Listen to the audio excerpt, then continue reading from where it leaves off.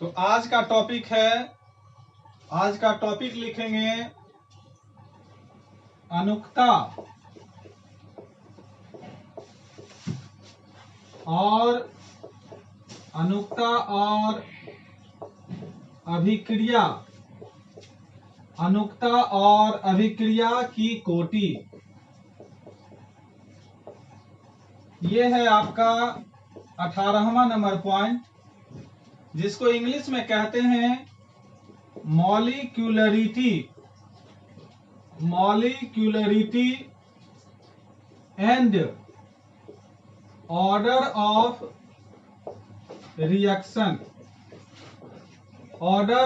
Reaction. ये है topic आपका।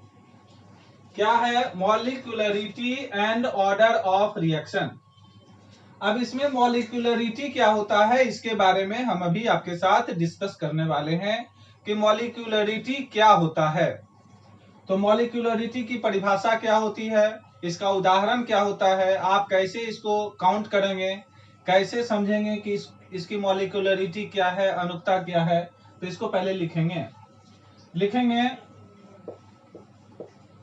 कि किसी अभिक्रिया में भाग लेने वाले परमाणुओं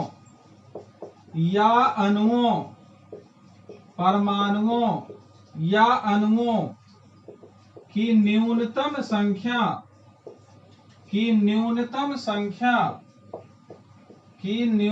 संख्या को अनुक्ता कहते हैं। अनुक्ता मतलब मॉलिक्यूलरिटी कहते हैं।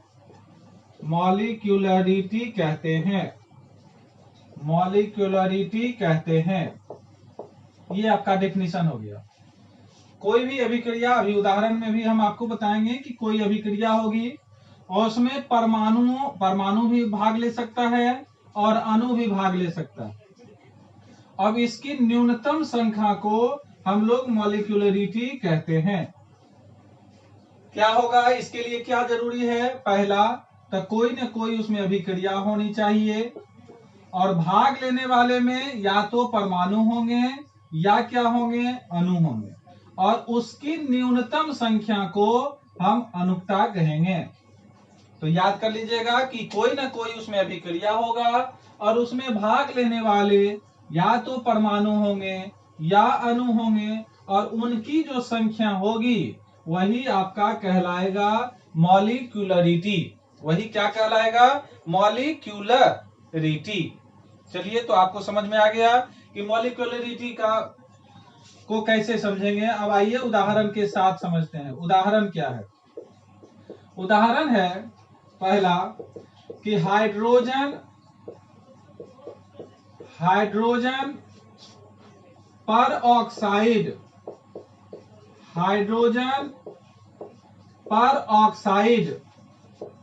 के अपघटन में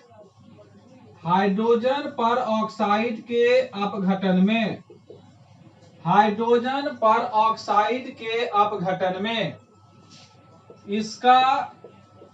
इसका कम से कम एक अणु भाग लेता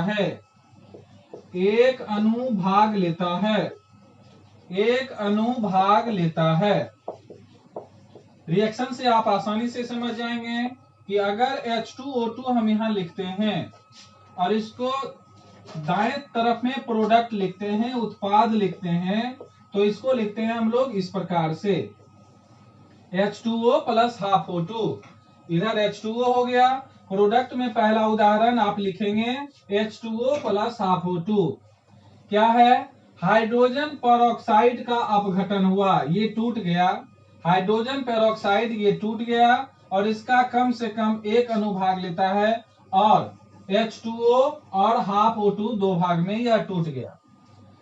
अब इस क्वेश्चन में ये जो रिएक्शन लिखा हुआ है, इसमें पूछा जाएगा कि मॉलिक्यूलरिटी और अनुक्ता क्या है। तो आप लिखेंगे कि इस अभिक्रिया में इस अभिक्रिया में इस अभिक्रिया में इसकी अनुकता जिसको मॉलिक्यूलरिटी कहेंगे, मॉलिक्यूलरिटी कहेंगे, बराबर 1। ये हो गया। हाइड्रोजन पेरोक्साइड के अपघटन में इसका कम से कम एक अनुभाग लेता है। जैसे H2O2 है तो यहाँ पर H2O और यहाँ पर हाफ O2। तो अभिक्रिया में इसकी अनुकता क्या हो गई? इसकी अनुकता हो गई 1। इसकी अनुकता कितनी हो गई? इसकी अनुकता हो गई आपका 1। कितनी हो गई अनुकता? इसकी अनुकता हो गई 1। तो टॉपिक आपको समझ में आ गया कि किस प्रकार से इसको हम बनाएंगे। तो अनुकता की परिभाषा अब आपको समझ में आ गया होगा कि किसी अभिक्रिया, क्या लिखा हुआ था? क्या लिखा हुआ था यहां लिखा हुआ था कि किसी अभिक्रिया की बात हो रही थी। किसी अभिक्रिया, तो किसी अभिक्रिया का मतलब ये अभिक्रिया हो गया। में भाग लेने वाले,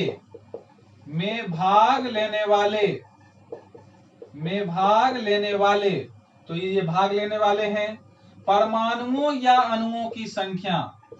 परमाणुओं या क्या चीज? अणुओं की संख्या। परमाणुओं या अणुओं की संख्या, या तो परमाणु भाग ले सकता है यहाँ, या अणु भी भाग ले सकता है। अणुओं की संख्या की न्यूनतम संख्या, अणुओं की न्यूनतम संख्या, परमाणु या अणुओं की कितनी संख्या? तो यहाँ एक और शब्द लिख लीजिए, न्यूनतम संख्या। न्यूनतम संख्या को क्या कहते हैं? अभिक्रिया की अनुकता कहते हैं। अभिक्रिया की अनुकता कहते हैं। ये था परिभाषा। तो ये अभिक्रिया की बात हो रही है, तो यहाँ अभिक्रिया है। भाग लेने वाले परमाणु भी हो सकते हैं, अणु भी हो सकते हैं। यहाँ पर अणु दिख रहा है, अणुओं की संख्या न्यूनतम होनी चाहिए। तो इस डेफिनेशन के आधार पर ये आपको उदाहरण बताया गया। किसका? H2O2 का। एक दूसरा एग्जाम्पल लेते हैं और उस एग्जाम्पल को में और समझ में आ जाएगा। 2-3 एग्जाम्पल लेंगे तो मॉलिक्यूलरिटी आपको क्लियर समझ में आ जाएगा। और इससे एक ऑब्जेक्टिव क्वेश्चन भी पूछा जाता है कि मॉलिक्यूलरिटी को आप किस प्रकार से काउंट करेंगे। बहुत इजी है, जोर से भी हल्का है, सिर्फ देखना है और देखते ही आपको आंसर बन जाएगा, लेकिन पहली बार समझ लें। दूसरा एक और उदाहरण देते हैं कि सोडियम हाइड्रोक्साइड किसकी बात चल रही है? तो सोडियम हाइड्रोक्साइड सोडियम हाइड्रोक्साइड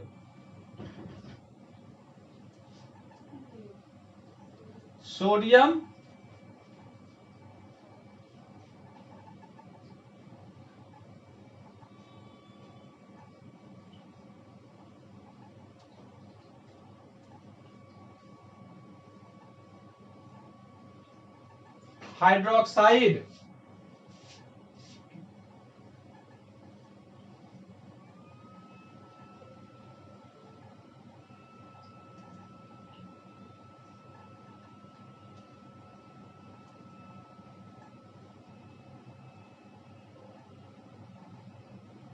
एक सेकेंड थोड़ा देख लेते हैं।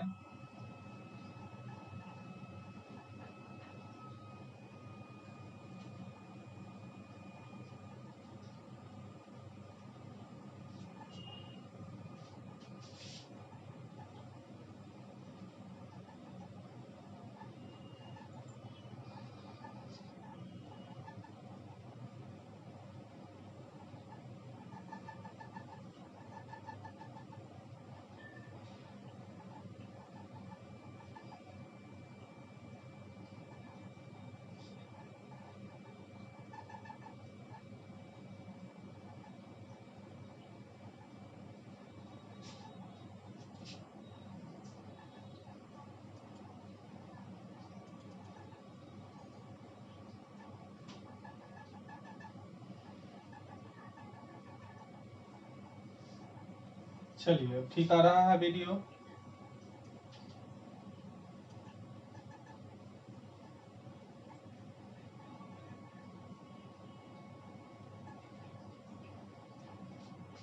तो सोडियम हाइड्रोक्साइड की बात हो रही है। सोडियम हाइड्रोक्साइड में क्या है? तो सोडियम हाइड्रोक्साइड द्वारा ethyl acetate ethyl acetate ethyl acetate के जल अपघटन एथिल एसीटेट के जल अपघटन। तो जल अपघटन का अंग्रेजी लिखेंगे आप लोग हाइड्रोलाइसिस। हाइड्रोलाइसिस सोडियम हाइड्रोक्साइड द्वारा क्या? तो एथिल एसीटेट का जल अपघटन में दोनों के एक एक अणु होते हैं, एक एक अणु भाग लेते हैं, एक एक अणु भाग लेते हैं। ये है पॉइंट। जैसे सोडियम हाइड्रोक्साइड और एथाइल एसीटेट पहले लिखेंगे कैसे? तो इथाइल एसीटेट का फॉर्मूला होता है CH3COO C2H5 इसको कहते हैं इथाइल, और CH3COO को कहते हैं हम लोग एसीटेट। एसीटेट क्या हो गया? CH3COO इसमें, और इथाइल हो गया C2H5। तो इस तरह से ये हो गया इथाइल एसीटेट। और सोडियम हाइड्रोक्साइड तो आप जानते ही होंगे NaOH। अब इसका जब दोनों का रिएक्शन होता है तो प्रोडक्ट बनता है CH3COONA और प्लस C2H5OH। अब इसमें पूछा जाएगा कि इसकी अनुक्ता कितनी है, इस अभिक्रिया की अनुक्ता कितनी है?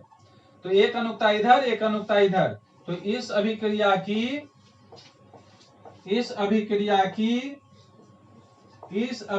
की अनुक्ता, या इसको इंग्लिश में कहते हैं मॉलिक्यूलरिटी, बराबर कितना हो जाएगा? तो 1 और प्लस 1 बराबर 2।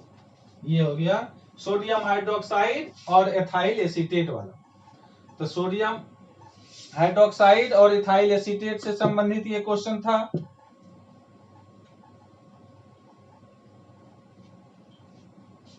तीसरा एक और एग्जाम्पल बताते हैं दूसरे तरीके से, जिससे कि और समझ में आ जाए। ये हो गया पहला H2O2 से, दूसरा CH3 इथाइल एसीटेट और सोडियम हाइड्रोक्साइड से, और तीसरा लिखेंगे आप X प्रतिफल। अगर है X प्रतिफल है तो अनुक्ता इसका हो गया 1। X प्लस Y अगर प्रतिफल है प्रोडक्ट, तो अनुक्ता हो गया इसका कितना? अनुक्ता हो गया 2। 2Y प्रतिफल है, अगर 2Y प्रतिफल हो गया तो इसका अनुक्ता कितना हो जाएगा? इसका अनुक्ता बराबर 2। अगर 2X और प्लस Y प्रतिफल है, इस तरह का अगर प्रतिफल है, तो अनुक्ता कितनी हो जाएगी? अनुक्ता कितनी हो जाएगी? अनुक्ता हो जाएगी 3। तो बहुत आसान है। अगर एक प्रतिफल है तो आप 1 लिखेंगे, 2 प्रतिफल है तो 2 लिखेंगे X और Y। अगर 3 प्रतिफल है 2X और प्लस Y तो 3 लिखेंगे। अब इसको अगर 1 रहता है तो हम बोलेंगे कैसा? यूनिमॉलिक्यूलर, एक अणुक बोलते हैं। 1 रहता है तो एक अणुक, 2 रहता है तो द्वि अणुक, और 3 रहता है तो इसको बोलते हैं त्रिअणुक। अंग्रेजी में बोलते हैं इसको हम लोग यूनिमॉलिक्यूलर, बायमॉलिक्यूलर और ट्राइमॉलिक्यूलर। तो इसको भी लिख लेंगे आप लोग। X एक प्रतिफल, 1 को यूनिमॉलिक्यूलर, 2 को बायमॉलिक्यूलर और 3 को ट्राइमॉलिक्यूलर। तो लिख लेंगे जिस अभिक्रिया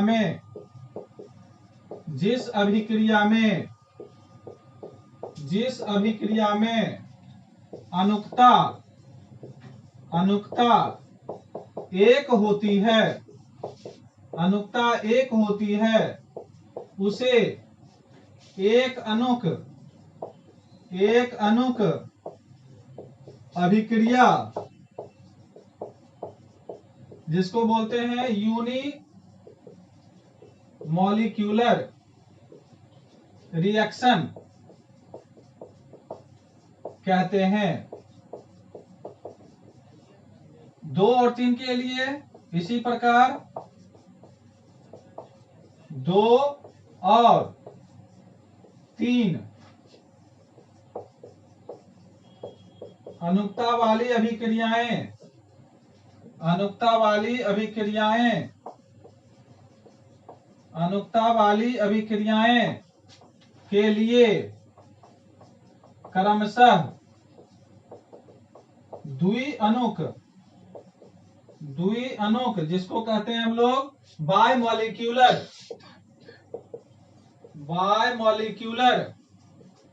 एवं त्रिअनुक के लिए क्या कहेंगे? त्रिअनुक के लिए ट्राइमॉलिक्यूलर कहेंगे, ट्राइमॉलिक्यूलर कहते हैं, ट्राइमॉलिक्यूलर कहते हैं।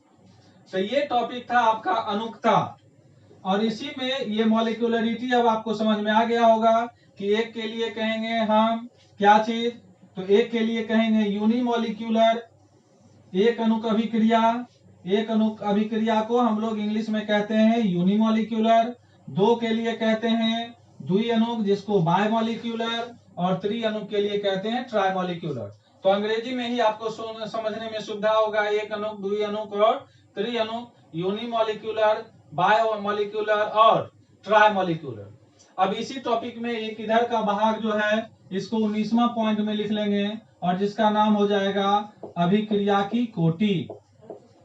अभिक्रिया की कोटि जिसको इंग्लिश में क्या कहते हैं? इंग्लिश में कहते हैं order of reaction, order of reaction, first order, second order. ये नेक्स्ट क्लास में होगा कि अभिक्रिया की कोटि जिसको ऑर्डर ऑफ रिएक्शंस कहते हैं, इसमें क्या सब पढ़ना है, कैसे पढ़ेंगे, कैसे इसको दर्शाएंगे, कैसे इस पर क्वेश्चन पूछा जाता है। तो ये सभी बातों को नेक्स्ट क्लास में हम डिस्कस करेंगे। है इसी का पार्ट, लेकिन इसको नंबरिंग के आधार पर 19वां टॉपिक में डाल दिए हैं ताकि आपको याद करने में सुविधा हो। हम पूछेंगे कि नेक्स्ट 18वां जो टॉपिक था अनुक्ता में क्या आपको पढ़ाए थे, तो आप बताएंगे अनुक्ता की परिभाषा, 2 रिएक्शंस एक्स और वाई, और उसमें 1 के लिए क्या कहेंगे, 2 के लिए क्या कहेंगे और 3 के लिए क्या कहेंगे। तो ये हुआ आपका अनुक्ता के बारे में जानकारी। तो इस तरह से आप जानकारी आप हमको नेक्स्ट क्लास में बताएंगे। Thank you.